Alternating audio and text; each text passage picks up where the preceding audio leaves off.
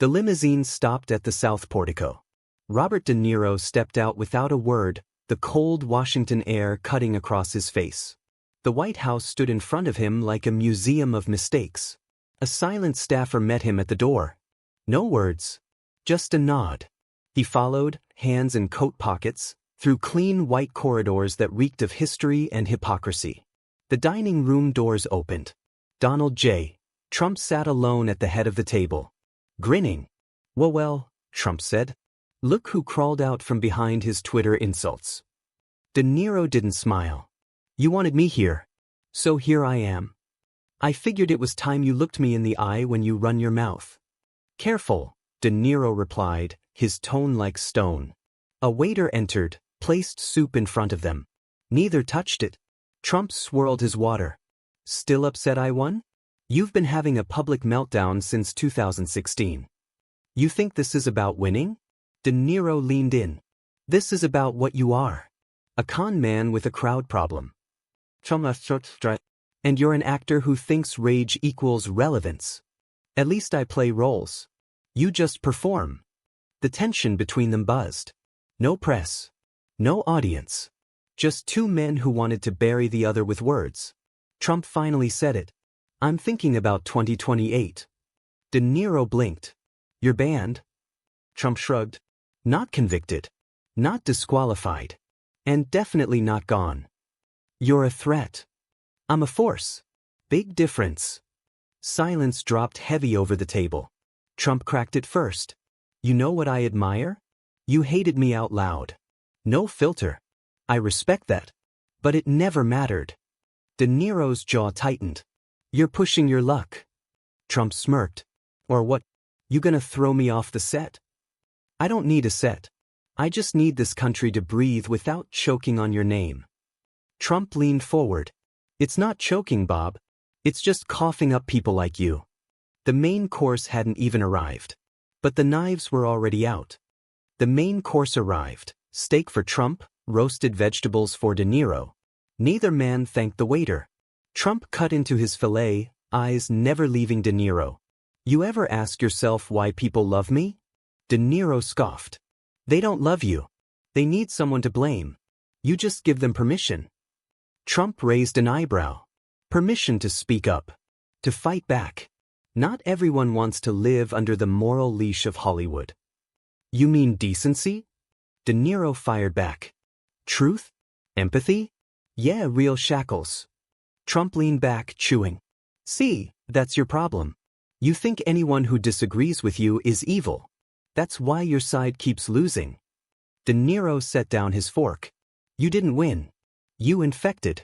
That's not politics. That's a sickness. Trump's grin dropped. Tell me, Bob, he said, voice low.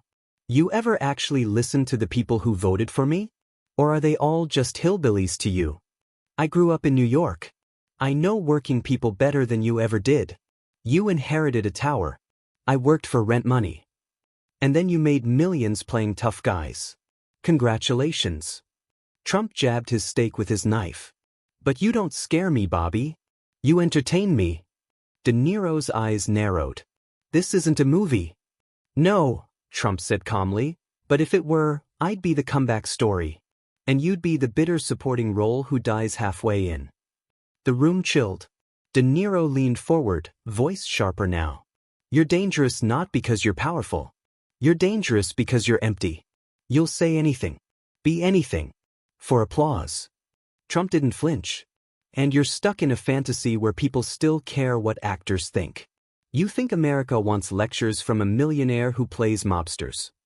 They want truth, De Niro said.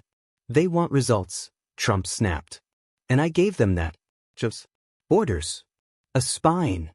At the cost of the country's soul, De Niro hissed. Trump smiled thinly. That's where we differ. I don't believe in souls. I believe in deals.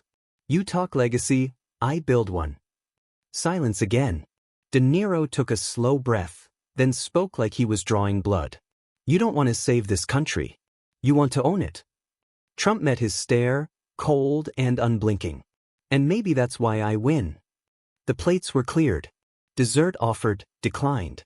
The table now sat between them like a line drawn in sand, cold, untouched, final. Trump stood first, walking to the tall window that overlooked the south lawn. His voice carried back, casual and sharp. You know, I didn't invite you here to fight. De Niro stayed seated, eyes tracking him. You didn't invite me here to talk either. Trump turned. I brought you because you're the loudest, the face of the anger. And I wanted to see if the rage holds up in person. De Niro stood now too, slowly. You wanted a mirror, Donald. Not a conversation. Trump chuckled. No.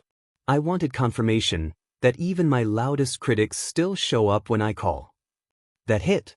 De Niro took a step forward, voice tight. I came because I thought maybe there was a man buried under all the ego. I was wrong. Trump's tone dropped, razor sharp now. You came because you needed to see that I'm not done. Not gone. And not sorry.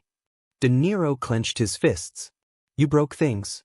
You fed fear, you twisted facts, and then you called it patriotism. I called it winning, Trump fired back. Silence. But this time heavier, darker. Trump stepped closer. You think you represent America. You don't.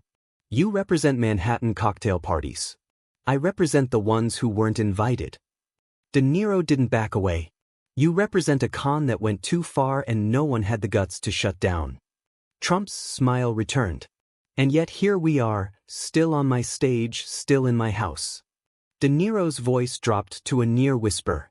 You think this is victory? Look around. You've divided everything, families, friendships, the damn flag. Trump moved even closer now, toe to toe. Better divided and awake than united and asleep. They stared at each other. No cameras. No crowds. Just history, hanging between them like a final verdict. Then Trump turned toward the door. You came to fight, he said over his shoulder. I came to remind you I'm not finished. He stopped at the doorway, looked back one last time. You don't beat someone like me by yelling. You beat me by mattering more. And you don't. Then he was gone. De Niro stood alone in the room, jaw tight, chest rising slowly. He didn't move for a while. Because for the first time in years, he wasn't sure if he just walked into a debate or lost a war.